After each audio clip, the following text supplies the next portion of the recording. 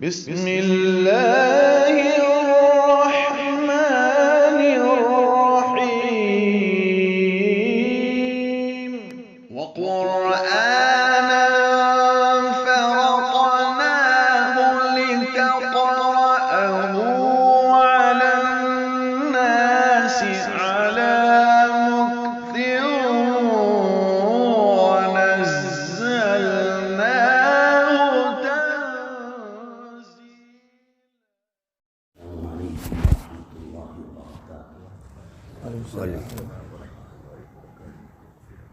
الحمد لله نحمده ونستعينه ونستغفره ونؤمن به ونتوكل عليه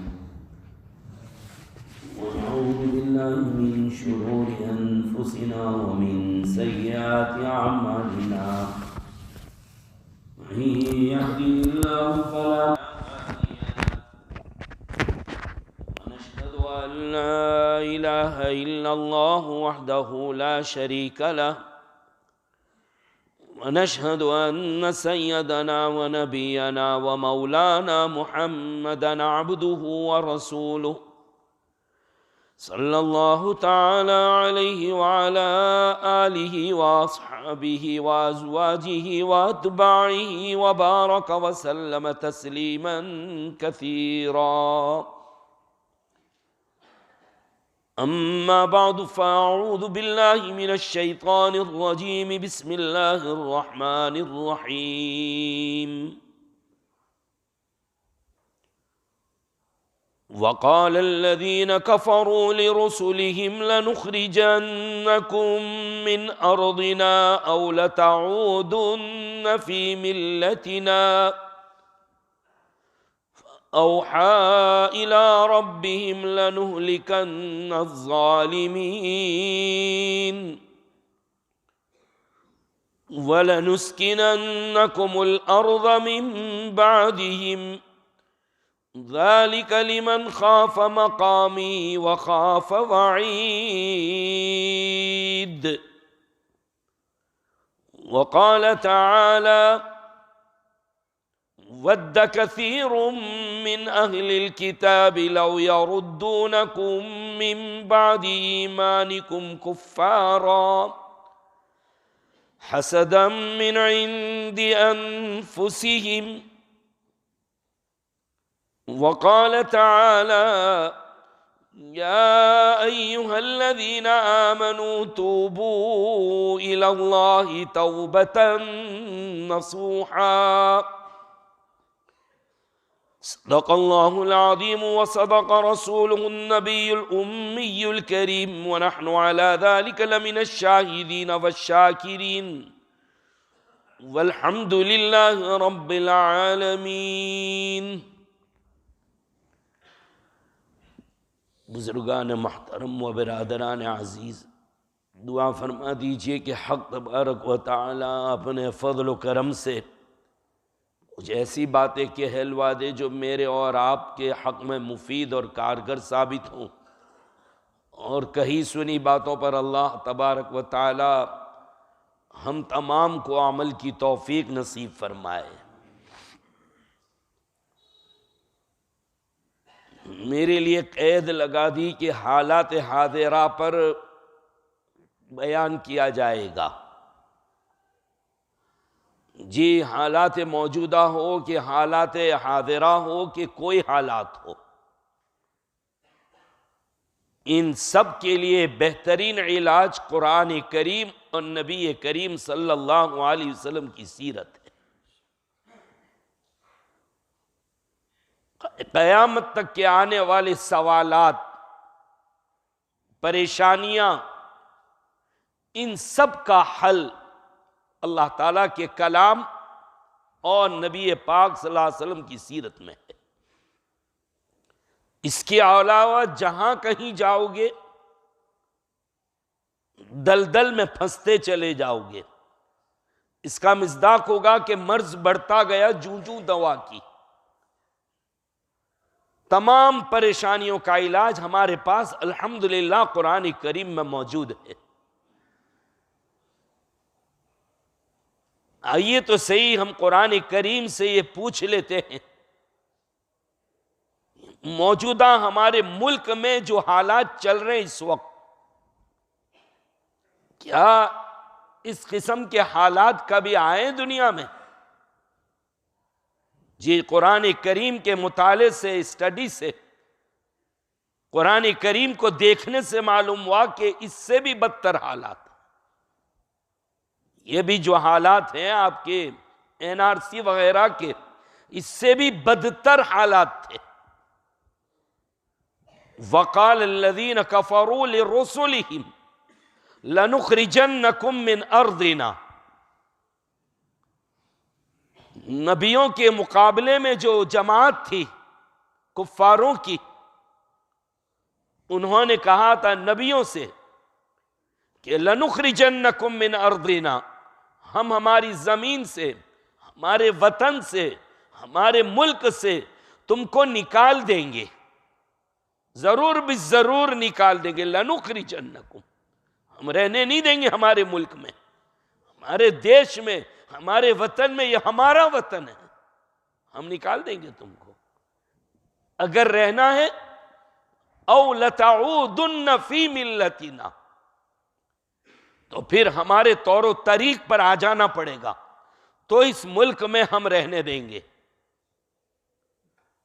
طور و طریق ہمارا، تہذیب و تمدن ہماری، جتنی ساری چیزیں چال چلن وہ ہمارا اپناؤ گے تو ہم رہنے دیں گے، ورنہ نکال دیں گے۔ رسولوں نے کوئی جواب نہیں دیا، خاموش۔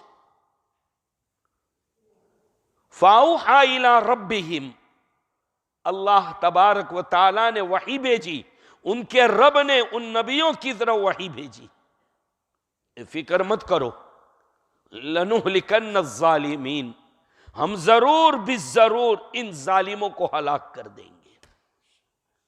دیکھیے قرآن کی آیت کو اگر پڑھ لیں تو بالکل بھی آپ ڈریں گے نہیں، بے خوف رہیں گے، ہمت رہے گی۔ جیسے ابھی ہم مایوس ہو گئے، بزدل ہو گئے، کیا ہوگا، مایوس ہو گئے نا، لیکن قرآن کو دیکھنے سے پتہ چلتا ہے کہ قرآن منع کرتا ہے، مایوس ہونے کی ضرورت نہیں ہے۔ اللہ کا وعدہ ہے ضرور بھی ضرور ہم ان لوگوں کو ہلاک کریں گے۔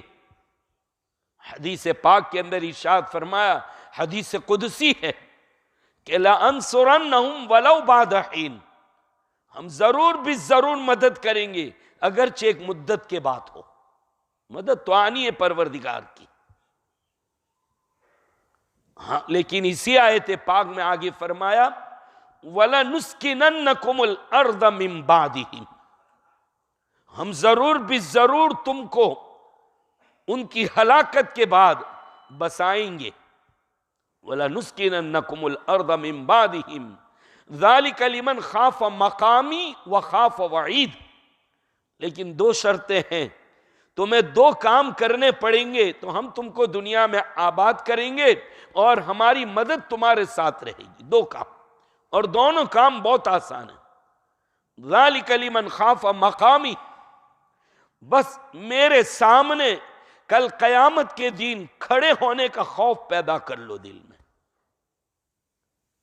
اتنا بٹھا لو یقین کہ ہمیں مرنا ہے، اللہ تعالیٰ قیامت کے دن ہمیں ہماری قبروں سے نکالیں گے، دوبارہ زندہ کریں گے، اپنے سامنے کھڑا رکھیں گے اور زندگی کے ایک ایک لمحے کا حساب لیں گے۔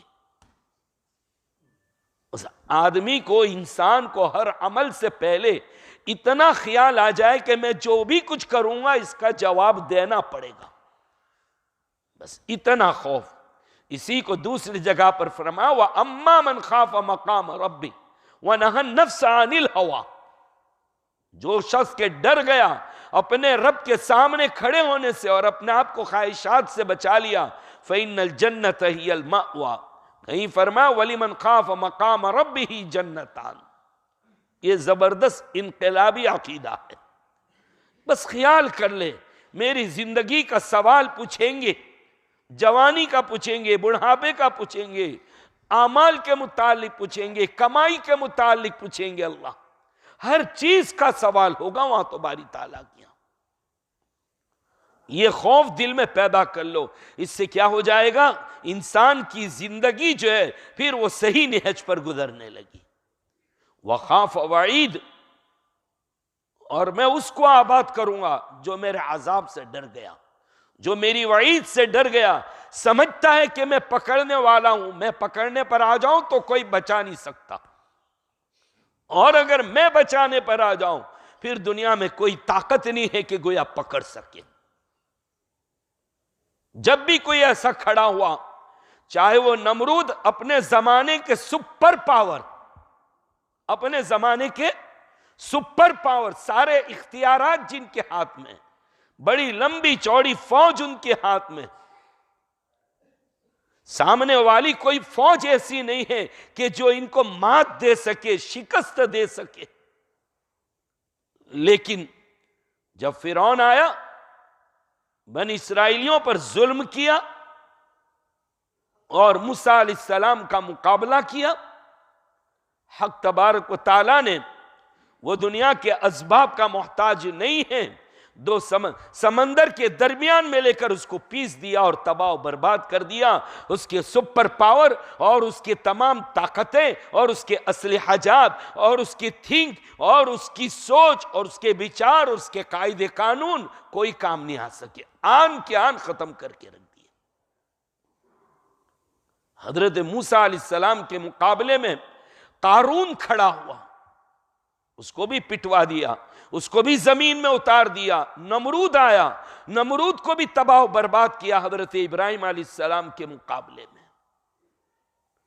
قرآن کریم کو پڑھیں گے تو پتا چلے گا کہ اپنے وقت کے سورما اور کیسے بڑے بڑی طاقت والے لوگ، کتنی بڑی بڑی فوجیں تھیں ان کے پاس، قاعدے قانون تھے، وہ قاعدے قانون کی آڑ میں سب کچھ کر سکتے تھے، لیکن رب ذوالجلال والاکرام جو قادر مطلق اور جو قادر قیوم ہے، ان کے سامنے کسی کی ایک نہیں چلی۔ اگر میں اور آپ بھی یہ چاہتے ہیں تو بس دو کام کرنے ہوں گے، ذالک لمن خاف مقامی وخاف وعید، اللہ کو جواب دینے کا خوف پیدا کر لو، اللہ کے عذاب سے ڈر جاؤ، اللہ کے عذاب کو تماشے مت بناؤ،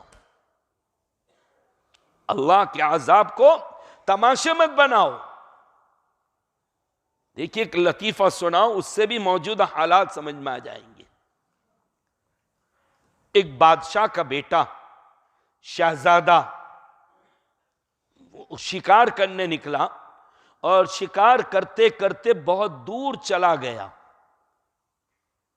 اس کو پانی کی پیاس لگی، سامنے کنواں پڑا ہوا ہے، ڈول بھی ہے، رسی بھی ہے، لیکن خود پانی نہیں پیتا، شرم آتی ہے۔ میں شہزادہ، پورا ملک میرے باپ کی رعیت، میرے گھر میں تو نوکر چاکر، اور آج میں پانی نکال کر پیوں؟ نہیں، میں انتظار کرتا ہوں کوئی میرے باپ کا نوکر آئے گا، میرے باپ کی رعیت میں رہنے والا کوئی آئے گا ابھی، وہ مجھے پانی پلائے گا۔ بیٹھ گیا ٹیک لگا کے شہزادہ، اس کا دماغ میں بھوسا ہے۔ تھوڑی دیر ہوئی، ایک جوان آیا، اس کو بلا کے یہاں آؤ اور مجھے پانی پلاؤ۔ کہا اتنی وٹ سے بات کرتا ہے، تو ہے کون؟ نہیں پہچانا، میں بادشاہ کا بیٹا ہوں، شہزادہ ہوں، میں نے کبھی اپنے ہاتھ سے نہیں پیا ہے پانی، میرے گھر پہ نوکر وغیرہ رہتے ہیں، یہ میری شان کے خلاف ہے کہ میں اپنے ہاتھ سے پانی نکال کر پیوں، میں نے تیرا انتظار کیا، تو میرے باپ کی رعیت میں سے ہے، تجھے مجھے پانی پلانا پڑے گا۔ وہ بھی دماغ کا اونچا تھا، اس نے کہا منہ سنبھال کر بات کرو، میں بھی کوئی ایسا ویسا نہیں ہوں، میں جو ہوں وہ بھی بڑا نواب زادہ ہوں، میرا باپ نواب ہے، میرے باپ کے ماتحت میں کتنے لوگ کام کرتے ہیں، میں نے بھی کبھی اپنے ہاتھ سے پانی نہیں پیا ہے، تو کون ہوتا ہے مجھے کہنے والا؟ اس نے دیکھا کہ یہ تو میرے سر کا ملا ہے، کہا بیٹھ جا، تو بھی بیٹھ جا، تیسرے کا انتظار کرتے ہیں۔ تھوڑی دیر ہوئی اور تیسرا آیا، اس کو بھی یہی انداز سے کہا، اس نے کہا تم دونوں نے کیوں نہیں پی لیا، بیمار ہے کیا؟ کیوں نہیں پیتے تم لوگ؟ تو کہا یہ شہزادہ ہے اور یہ نواب زادہ، کہا منہ سنبھل کے بات کرنا میرے ساتھ، میں بھی رئیس زادہ ہوں، میں بھی مالدار کی اولاد ہوں، میرے گھر پہ بھی نوکر ہے۔ کہا تو بھی بیٹھ جا، چوتھے کا انتظار کرتے۔ تینوں ٹیک لگا کے بیٹھ رہے ہیں۔ تھوڑی دیر بھی چوتھا آیا، اس کو کہا کہ ایسا ایسا پانی پلاؤ۔ اس کا بھی یہ سوال کہ تم لوگوں نے کیوں نہیں پیا؟ وہ تعارف ہو رہا، یہ شہزادہ، یہ نواب زادہ، یہ رئیس زادہ۔ اچھی بات ہے۔ اس نے کچھ نہیں کہا اچھی بات ہے۔ وہ کنویں پر پہنچا، ڈول اندر ڈالی، پانی نکالا اور خوب نہایا۔ وہ خود خوب نہایا، اپنے بدن پہ ڈالا اور خوب ڈول بھر کر پانی بھی پیا۔ اخیر میں ڈول کو خالی کر کے الٹی کر کے کھڑا ہو گیا، کودا، ڈول کو دبا دی، کنویں میں پھینک دی، رسی کو کاٹ دی، پھینک دی۔ کہا یہ کیا؟ کہا یہ شہزادہ، یہ نواب زادہ، یہ رئیس زادہ تو میں حرام زادہ ہوں۔ بات سمجھ میں آ رہی نا؟ دنیا میں دیکھ لو آپ، کچھ ایسا ہی تو نہیں ہو رہا ہے، کچھ ایسا تو نہیں ہو رہا ہے جو ہمارے ساتھ سلوک کر رہے ہیں یا کرنے جا رہے ہیں۔ ان سے پوچھو تو صحیح کہ آخرکار ہمارے ساتھ یہ سلوک کرنے سے تمہیں کیا ملے گا؟ تمہارا کیا بینیفٹ ہے؟ تمہارا فائدہ کیا ہے اس سے؟ بس یہی جواب ملے گا حرام زادیت کا۔ نہ وہ فائدہ اٹھائیں گے، نہ کوئی کو فائدہ اٹھانے دینا ہے۔ دیکھو میرے بھائیوں، میں اور آپ بھی شہزادے تھے، نواب زادے تھے، رئیس زادے تھے۔ یہ قرآن کہہ رہا ہے وَإِذْ قَالَ رَبُّكَ لِلْمَلَائِكَةِ إِنِّي جَاعِلٌ فِي الْأَرْضِ خلیفہ۔ مجھے اور آپ کو اللہ نے کیا بنایا؟ خلیفہ۔ اصل اللہ کی ذات ہے، اور جو کام اصل کا ہوتا ہے وہی کام اس کے خلیفہ، اس کے وائس کا اور اس کے نائب کا ہوا کرتا ہے۔ اللہ کا کام احکام کو بنانا اور قاعدے قانون کو دنیا میں عام کرنا۔ اللہ نے اس کام کے لیے اپنے احکام کو، اپنی تعلیمات کو دنیا میں پھیلانے کے لیے میرا اور آپ کا انتخاب کیا باری تعالیٰ نے۔ گویا مجھے اور آپ کو کیا بنایا؟ شہزادے، نوابزادے اور رئیس زادے بنایا ہم کو۔ دوسری جگہ فرما وَلَقَدْ كَرَّمْنَا بَنِي آدم۔ یہ قرآن کہہ رہا ہے کہ ہم نے بنی آدم کو، آدم کے بیٹوں کو اور آدم کی اولاد کو اکرام سے نوازا۔ سب سے بڑا مقام اور مرتبہ حضرت انسان کو دیا، اشرف المخلوقات بنایا۔ جتنی مخلوق ہے دنیا کے اندر، بڑی بڑی زور آور ہے، طاقت والے ہیں، لیکن وہ آپ کا مقابلہ نہیں کر سکتے۔ ان کو فضیلت نہیں ہے، فضیلت آپ کو ہے۔ بھئی فرشتے سب سے پاکیزہ مخلوق ہے، ان کی غذا اور ان کا کھانا اللہ کا ذکر۔ لا یعصون اللہ ما امرہم، وہ اللہ کے احکام کی کبھی بھی خلاف ورزی نہیں کرتے، کبھی بھی نافرمانی نہیں کرتے، ہمیشہ اللہ اللہ اللہ اللہ کی یاد میں رہتے۔ لیکن پھر بھی وہ افضل نہیں ہے، افضل آپ ہیں۔ اس لیے کہ اللہ تعالیٰ نے ان میں گناہ کرنے کی صلاحیت ہی نہیں رکھی ہے ہی نہیں، بس نیکی کرنا ان کا کام ہے۔ ہاں گناہ کرنے کی صلاحیت ہوتی اور پھر نیکی کرتے تو یہ بڑا کمال ہوتا۔ اس کے مقابلے میں جنات بڑی طاقت والی قوم، قوت والی قوم، لیکن ان کو بھی فضیلت نہیں ہے، فضیلت آپ کو ہے۔ حیوان اور جانور یہ بھی بڑی مخلوق ہے، لیکن ان کو بھی فضیلت نہیں، بلکہ بڑے سے بڑے جانور کو آپ کے تابع کر دیا۔ ہاتھی کتنا بڑا ہے، لیکن انسان کا ایک چھوٹا سا بچہ اس کو لے کے چلا جاتا ہے، ناک کے اندر رسی ڈال دی، پھر چاہے بیل ہو، چاہے ہاتھی ہو، چاہے کوئی جانور ہو، انسان کے قبضے میں آ جاتا ہے۔ انسان کو اتنی قوت والا بنایا۔ ان کے پاس عقل نہیں ہے۔ اگر جانوروں کے پاس عقل ہوتی نا، آپ کی اور میرا جینا مشکل کر دیتے، آل اینیملز اسٹرائکس ہو جاتی دنیا کے اندر۔ بھینس کہتی ہم دودھ نہیں دیں گے، مرغی کہے گی ہم انڈے نہیں دیں گے، سب ہڑتال پہ اتر جاتے۔ لیکن دیکھو بھینس بیچاری اتنی بڑی ہونے کے باوجود آپ اس کو کھینچ کھینچ کر دودھ نکالتے ہو، لیکن کبھی مقابلہ نہیں کرتی آپ کا۔ وہ کبھی کبھی اللہ تعالیٰ آپ کا دماغ ٹھکانے لانے کے لیے اس میں زیت ڈال دیتے ہیں کہ دودھ نہیں دیتی، پیر مارتی آپ کو، لیکن اس کو بھی پٹا لیتے ہیں، سمجھا لیتے ہیں، آخرکار اس کا بھی دودھ نکال کر رہتے ہیں آپ۔ تو جانور ہو کہ جنات ہو یا فرشتے ہو، ان سب میں اشرف جو ہے وہ حضرت انسان ہے۔ تو گویا مجھے اور آپ کو تو شہزادے بنایا تھا، نواب زادے بنایا تھا۔ چاہیے تو یہ تھا کہ ہمارے پاس جو خزانے ہیں وہ خزانے دنیا والوں کو دیتے، اور خزانہ کاہے کا میرے اور آپ کے پاس؟ وہ قرآن کا خزانہ ہے، اللہ کے نبی کی سیرت کا خزانہ ہے۔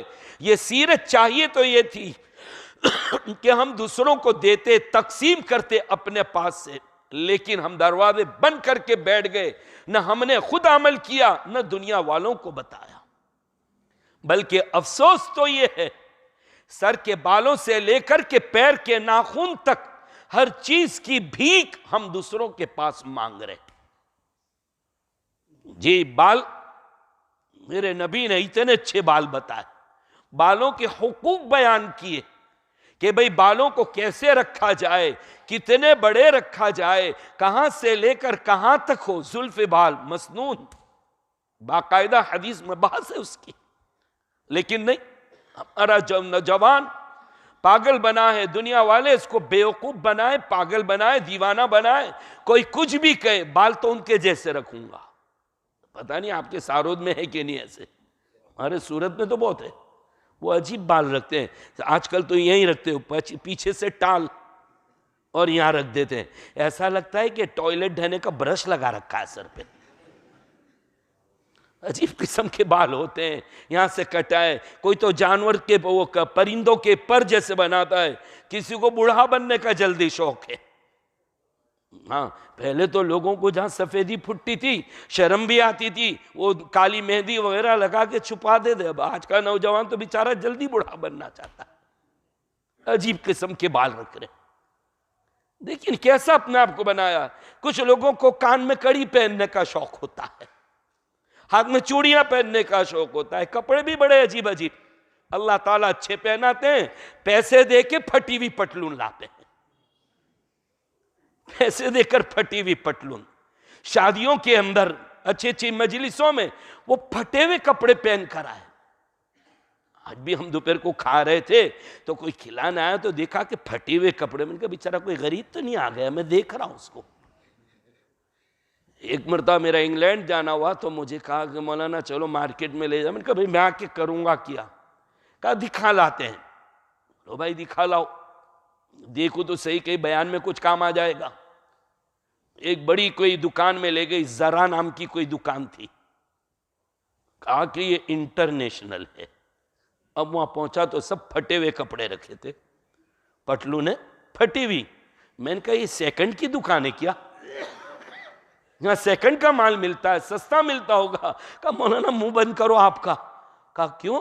ارے کہا یہاں تو بڑے بڑے ہیرو ہیروئن لینے کے لیے آتے ہیں پھٹی ہوئی پٹلون تو۔ میں نے کہا مارے گھٹنا پھوٹے سر، اللہ تعالیٰ کیسے بے وقوف بناتے ہیں ان کو، نہیں پھٹی تو گھر لا کے تار کے برش سے پھاڑتے ہیں۔ پاگل ہو، کہاں گئی عقل؟ ارے بڑے بڑے کہا کرتے تھے کہ تمہاری عقل پہ کتوں نے پخانہ کر رکھا ہے۔ تو ہم اتنے اچھے لوگ، اتنے اچھے کپڑے، اتنی اچھی چال ڈال، ہمارے نبی نے سب کچھ ہمیں دیا ہے، کوئی چیز میں میری اور آپ کی رہنمائی نہیں ہوئی ہو ایسا نہیں ہے۔ سر کے بال کیسے، ناخن کیسے، کپڑے کیسے، چال ڈھال کیسی، حتیٰ کہ پیشاب پخانے کا طریقہ تک بتلایا نبی اکرم صلی اللہ تعالی علیہ وسلم۔ کوئی چیز ایسی نہیں ہے کہ اسلام میں نہ ہو۔ افسوس یہ ہے کہ مسلمان لوگوں کو اپنے پاس سے دیتا، لیکن لوگوں کے کہیں بال لینے جا رہا، کہیں چال لینے جا رہا، کہیں حال لینے جا رہا، سب لوگوں کے پاس لینے۔ ایبتغون عندہم العزہ، کیا تم ان کے پاس عزت تلاش کرتے ہو؟ فَإِنَّ الْعِزَّةَ لِلَّهِ جَمِيعًا، تمام عزت تو اللہ کے لیے۔ افسوس تو یہ کہ بعض مرتبہ مسلمان تو تہوار بھی ان کے پاس مانگنے جاتا ہے۔ ہمیں جو تہوار دیے، یاد رکھو اسلام کا تہوار کوئی بھی ایسا نہیں جو زمین پر بنا ہو، ہمارا مذہب عرش پر بنا ہے، اور قاعدے قانون اور تہوار یہ بھی سب اوپر سے بن کر آئے، کسی انسان کے بنائے ہوئے نہیں ہے۔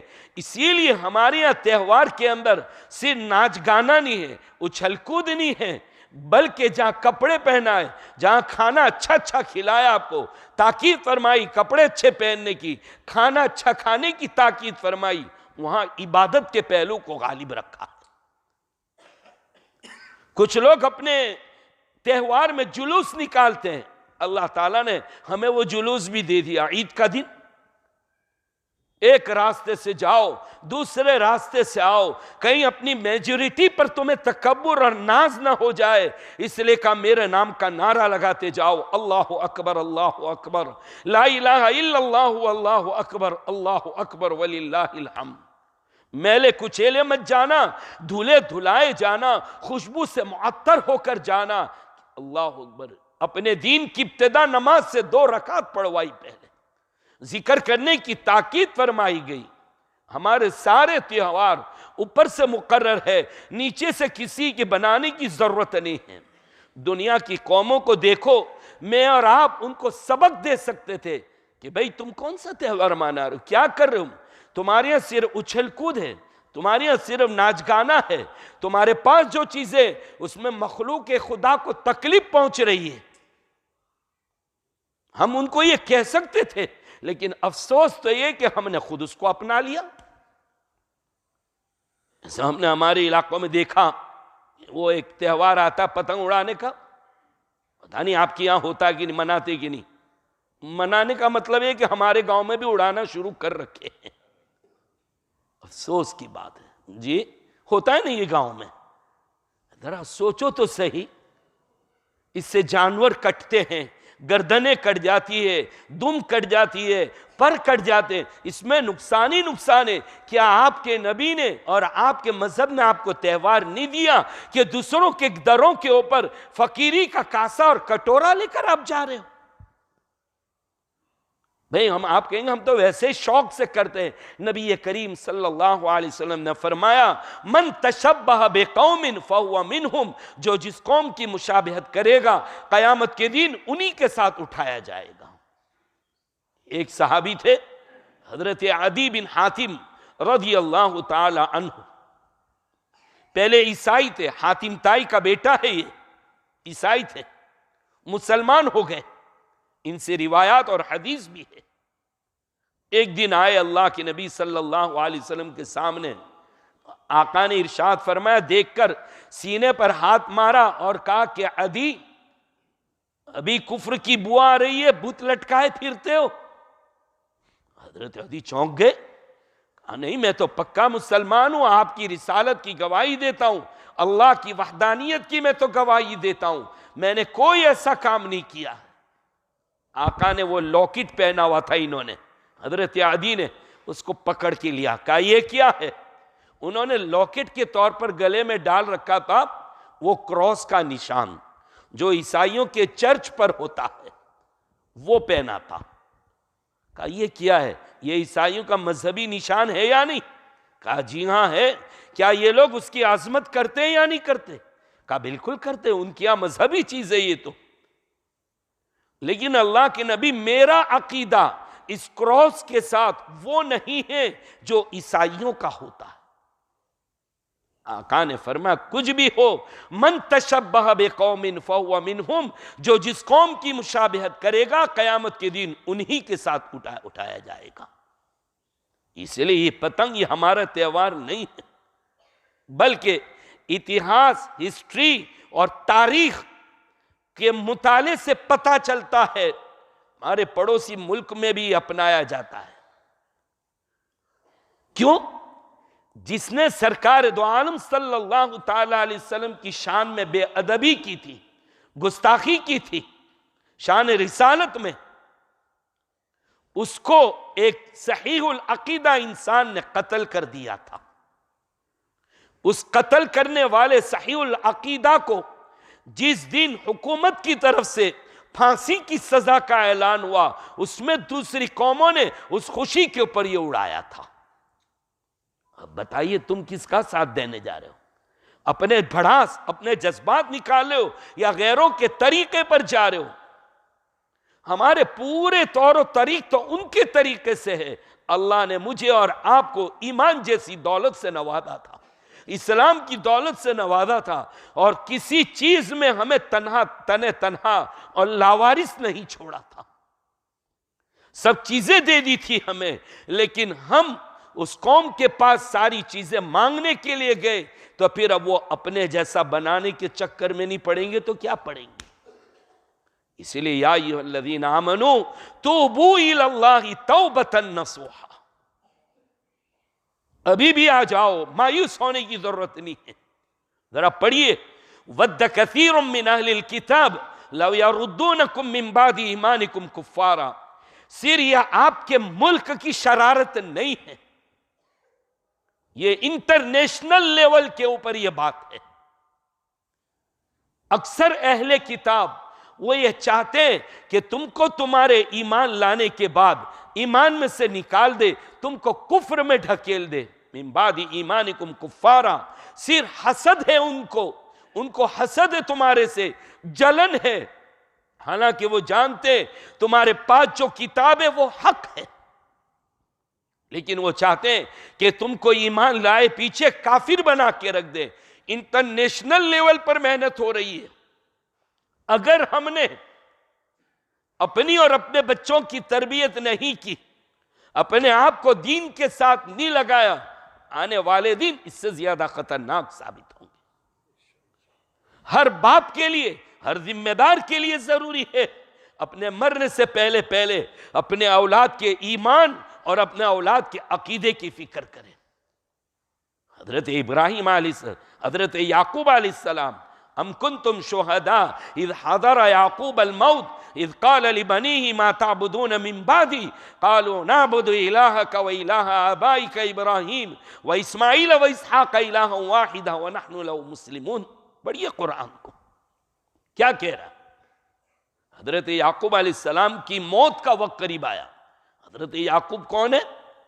پیغمبر، نبی، رسول۔ اور پیغمبر کون ہوتا ہے؟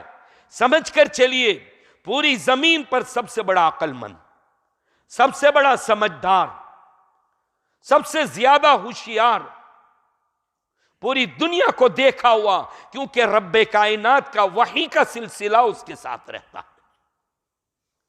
جو جتنے بڑے ہوتے ہیں ان کی سوچ اور فکر بھی بڑی اونچی ہوتی ہے۔ یہ تو آپ نے بھی پڑھا ہے، اونچے لوگوں کی اونچی پسند۔ جی، اونچے لوگ ہیں کون؟ جن کو بتلایا جا رہا وہ، جن کو کپڑے پہننے بھی نہیں آتے، الٹے سیدھے کپڑے پہنے نہیں، وہ سیلیبریٹیز جتنی ہیں نا، وہ اونچے لوگ نہیں ہیں۔ اونچے لوگ تو حضرات انبیاء علیہ السلام ہیں۔ نبی اور پیغمبر اونچا ہوتا۔ اپنے موت کا وقت آیا، آخری وقت آیا حضرت یعقوب علیہ السلام کا، کیا کیا؟ اپنی اولاد کو بلایا اور کیا سوال پوچھ رہا ہے؟ وہ شخص جس نے پوری قوم کو پوری زندگی دعوت دی، اپنی اولاد کو بھی سمجھایا، جس کی اولاد راہ راست کے اوپر ہے، لیکن مرنے سے پہلے فکر ہے تو کپڑے کی نہیں ہے، روٹی کی نہیں ہے، کھانے اور لقمے کی نہیں ہے، مکان کی نہیں ہے، بلکہ اذ قال لبنیہ ما تعبدون من بعدی، اے میرے بچے بتاؤ میرے مرنے کے بعد تم کس کی عبادت کرو گے؟ اللہ اکبر۔ ایک نبی، اس کو فکر اپنی اولاد کی، تو عقیدے کی فکر ہے، ایمان کی فکر ہے۔ ایمانداری سے میں اور آپ اپنے دل پر نظر ڈال کر پوچھیں کہ مجھے اور آپ کو اپنی اولاد کے بارے میں فکر آئی کبھی؟ عقیدے کی، کبھی ایمان کی فکر آئی؟ ہم نے ان کے ایمان بنانے کی محنتیں کی، ایمان بنانے پر ہم نے ان کو سمجھایا، ہم نے قرآن کریم کے پڑھنے پر سمجھایا، قرآن کریم کی تعلیم کے متعلق ہم نے اپنی اولاد کو سمجھایا۔ ہم لوگ، مجھے معاف کر دیجئے، ہم مولوی بھی اس کے اندر شامل ہے، آج کل ہم سب اپنے بچوں کو پہلے انگلش میڈیم کی تعلیم دلوانے کے لیے تیار ہے. اور اسکول کے نظام نے، میں اسکول کی تعلیم کا بہت چاہنے والا ہوں، بہت. کئی بچوں کو اور بچیوں کو الحمدللہ ذہن بنا کر ڈاکٹری کے اندر ڈالا کہ ہم کو حافظوں کی ضرورت ہے، قاریوں کی ضرورت ہے، مولویوں کی ضرورت ہے، ہم کو ڈاکٹروں کی بھی ضرورت ہے. مسلمان دیندار ڈاکٹر، مسلمان دیندار وکیل، سالیسیٹر، لائر، ایڈوکیٹس، اس کی بھی ہم کو ضرورت ہے. ایسا نہ ہو کہ کالج کی ہوا لگتے ہی وہ بے دین بن جائے. دیندار چاہیے، اچھے گھرانے کے، اچھے ماحول کے بچوں کو بھیجا جائے، ہم اس بات کے قائل ہیں. لیکن ہم اپنے بچوں کی یہ دینی تربیت، عقیدے کی تربیت، اخلاقی تربیت کو بھول جاتے ہیں پورا. اور اسکول والوں نے عجیب نظام بنا کے رکھا ہے، عجیب. 6 گھنٹے کی اسکول، بعد میں 2 گھنٹے کا ٹیوشن. ہمارے شہروں میں تو بہت زیادہ ہے. 2 گھنٹے کا ٹیوشن اور 1.5 گھنٹے کا ہوم ورک. کتنی انگوٹھا چھاپ مائیں اپنے بچوں کو ٹیوشن کرا کے اور ہوم ورک کرا کے ان کو انگلش آتا ہو گیا.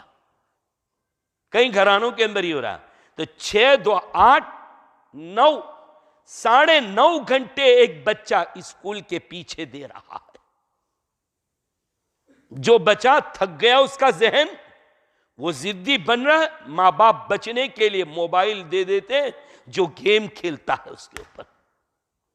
اور یہ گیم کی بیماری نے نہ ظالم کو چھوڑا ہے، نہ عالم کو چھوڑا ہے، نہ جاہل کو. عجیب بیماری. بعض لوگوں کو تو پاخانہ ہی نہیں ہوتا جب تک یہ گیم نہ کھیل لے ٹوائلٹ میں جا کے بھی. عجیب پاگل. بس میں بیٹھے تو وہاں بھی اسکوٹر پہ بیٹھے، وہ بھی چاچا لا رہا ہے، اس کی کمر پہ موبائل رکھ کے چل رہا ہے. یہ اس طریقے مسجدوں میں بھی دیکھا، بیان ہو رہا ہے اور گیم کھیلا جا رہا ہے. بڑی ذمہ داری کے ساتھ یہاں بیٹھ کر کہہ رہا ہوں، گیم کھیلنا حرام ہے. حرام حرام حرام ہے، کیونکہ کوئی فائدہ ہی نہیں ہے، نقصان کے علاوہ کچھ نہیں ہے اس کے اندر. یہ عجیب بیماری گیم کی چلی ہے. معصوم بچے اسکولوں سے آئے، ماں دیکھتی ہے کہ رو رہا ہے، وہ اپنے گیم میں پڑی ہے، وہ دوسرا موبائل اس کے ہاتھ میں دے دیتی ہے. وہ کھانے میں ضد کرتا ہے، اس کو موبائل دے دیتی ہے. گیم بالکل دماغ سے مفلوج ہو گیا، تھک گیا. لولا لنگڑا ٹائم جو بچا ہے وہ مدرسہ کے لیے دیا. 1 گھنٹہ مدرسہ میں، 1.5 گھنٹہ. اور اوپر سے کہتے لوگ ذرا تھوڑے سمجھدار، ضرورت سے زیادہ سمجھدار، کہ مولانا یہ بچہ کئی سٹی میں ہم نے دیکھا کہ مولانا مدرسہ کے ٹیوشن پڑھانے کے لیے آتے ہیں، وہ تو 20 منٹ میں پڑھا کے چلے جاتے ہیں، اور تم لوگ 2 اور 2.5 گھنٹے بٹھا کر کیا کر رہے بچوں کو؟ کیا کر رہے ہیں؟ وہی مولانا جو کل تک 2.5 گھنٹے ہم کو لے کر بیٹھے تھے، یہ 50 سال 40 سال کی عمر والوں کو لے کر بیٹھے تھے، لکڑی ٹھوکتے جاتے تھے اور پڑھواتے تھے. اول کلمہ طیب، وہ ہلتے جاتے تھے، پڑھتے جاتے تھے. اسی کی برکت ہے کہ آج ایمان سلامت ہے. ہماری آنے والی نسل، ان کے ایمان کا کیا ہوگا کوئی گارنٹی نہیں ہے.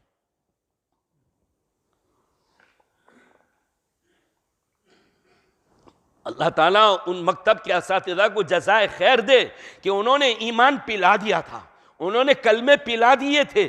روزانہ آخری 10 منٹ تو کلمے پڑھنا ہی پڑھنا. وہ بہت مفید طریقہ ہوتا تھا کلمے پڑھانے کا، یاد ہو جاتے تھے وہ کلمے، کبھی زندگی بن نہیں نکلے وہ. اور ہمارے یہاں اتنے ساری باتیں جو میں نے ابھی بیان کی، اسکول، ٹیوشن.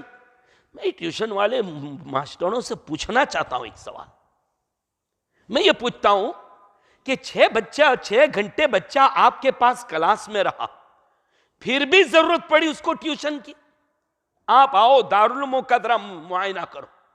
مدرسہ میں یہ جو بچے پڑھتے ہیں، ان علماء کو پوچھو، اتنی بڑی بڑی کتابیں پڑھائی جا رہی. بخاری شریف تو اتنی بڑی ہے کہ بخاری اٹھاوے تو بخار آ جاوے. ایسی بڑی بڑی کتابیں. اور کس کی کتاب ہے؟ اللہ کی، رسول اللہ کی. ان کا کلام ہے. اور ان کے کلام کو سمجھانے کے لیے جو دنیا میں تفسیر ہے آپ گن نہیں سکتے قرآن کریم کی. اللہ کے نبی کی احادیث، چاہے وہ بخاری شریف و مسلم و مشکات و ترمذی ابو داؤد ہو، ان ساری کتابوں کی گائیڈ اتنے والیومز اور جلد کے اندر ہے کہ آپ پڑھتے ہوئے تھک جائیں گے۔ مدرسے میں پڑھانے والا استاد اس کا سبق پڑھاتا ہے، اور مولویوں ذرا مجھے بتاؤ تو صحیح، آپ نے مشکات اور دورے کے اندر خارج ٹائم میں بھی سبق پڑھا ہے؟ یعنی مدرسے کے ٹائم کے علاوہ بھی استاد ہی لے کر بیٹھتا تھا اور سبق پڑھا کر کتاب پوری کرتا تھا، یہ نوبت نہیں آتی تھی کہ ٹیوشن کرنا پڑے اس کے لیے۔ آج تک مدارس میں یہ ٹیوشن کی یہ پرتھا نہیں آئی ہے۔ اب یہ اسکول کی جو تعلیم ہے وہ اس قرآن اور حدیث سے اوپر کی تو نہیں ہے، پھر یہ ٹیوشن، اور ہم لوگ بھی خوشی کے ساتھ پیسے دیتے ہیں۔ اگر خدا نخواستہ مدرسے کے لیے دینے کی آ جائے بات، ہمیں کیا ہوتا ہے، کیا ماحول ہے، وہ ہم جان رہے اس وقت۔ تو اس طریقے سے مکتب کے اندر اپنے بچوں کو پابندی سے بھیجو، پورا ٹائم دو، مکتب میں سے کوئی وقت مت کھاؤ، پابندی کے ساتھ بھیجو۔ اپنے پیسوں کا خریدا ہوا قرآن اور پارا وہ خود لے کر بھیجو، ٹوپی وغیرہ اچھے سے یونیفارم جو ہوتا ہے وہ پہنا کر بھیجو۔ بچپن میں جو اس کو ڈال دیا جائے گا انشاءاللہ وہ حالات کبھی بھی نہیں آئیں گے کہ کوئی آپ کے بچے کے ایمان کو چھین سکے۔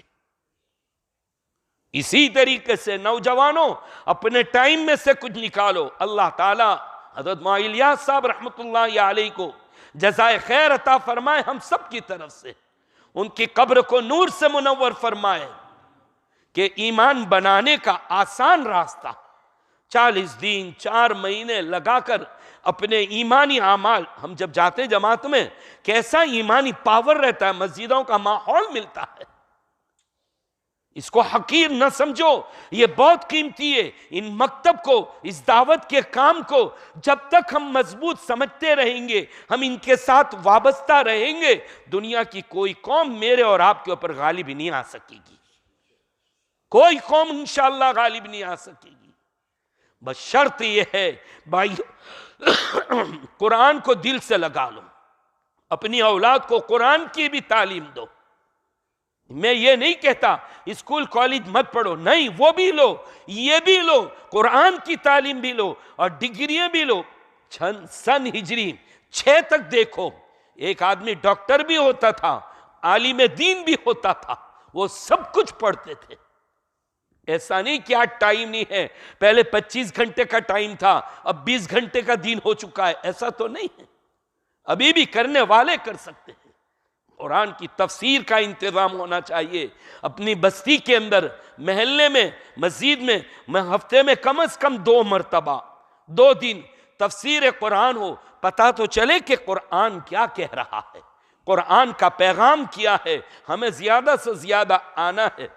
میں مبارکبادی دیتا ہوں آج آپ لوگوں کو کہ اچانک اعلان کیا گیا اور آپ اتنے سارے آگے، یہ دینداری کی بات ہے۔ اللہ تعالیٰ ان جذبات کو قائم و دائم رکھے، اور جو باتیں کہی گئی اس پر مجھے اور آپ سب کو عمل کی توفیق نصیب فرمائے۔ وآخر دعوانا الحمد للہ رب العالمین۔ درود شریف پڑھ لیں۔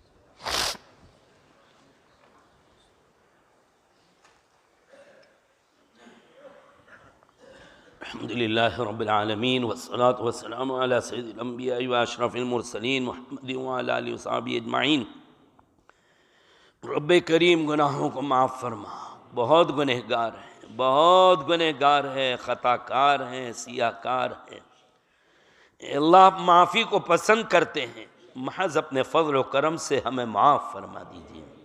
یہ جتنے آ کر بیٹھے ہیں ان سب کو پتا تھا بیان ہوگا، بیان کے بعد دعائیں کریں گے، دعاؤں میں گناہوں کی معافی مانگی جائے گی، اللہ سے معافی کی بھیک طلب کی جائے گی۔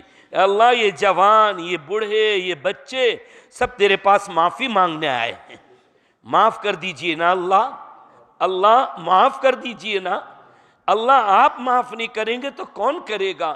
آپ تو معافی کو پسند کرتے ہیں، ہم آپ کے بندے ہیں، گندے ہیں پر آپ کے بندے ہیں، کوئی در نہیں ہے دوسرا۔ اے اللہ، آپ کو تو سب مل جائیں گے، ہم کو دوسرا رب نہیں ملنا۔ اے اللہ، ہم آپ کی توحید کا اقرار کرتے ہیں، ہم راستہ بھٹک گئے تھے مولا آپ کا احسان ہے، آپ نے دین کی باتوں کے کہنے اور سننے کے لیے جمع فرما لیا۔ ہم سب ان باتوں پر عمل کرنے کے محتاج ہیں، ہم کو عمل کی توفیق عطا فرما، ہدایت نصیب فرما، ہمیں معاف فرما، ہمارے ماں باپ کو معاف فرما، ہمارے بھائی بہنوں کو معاف فرما، ہمارے قریب اور دور کے تمام رشتہ داروں کو معاف فرما، پوری امت کو معاف فرما دے اللہ معاف فرما دیجئے، اللہ معاف فرما دیجئے، اللہ معاف فرما دیجئے۔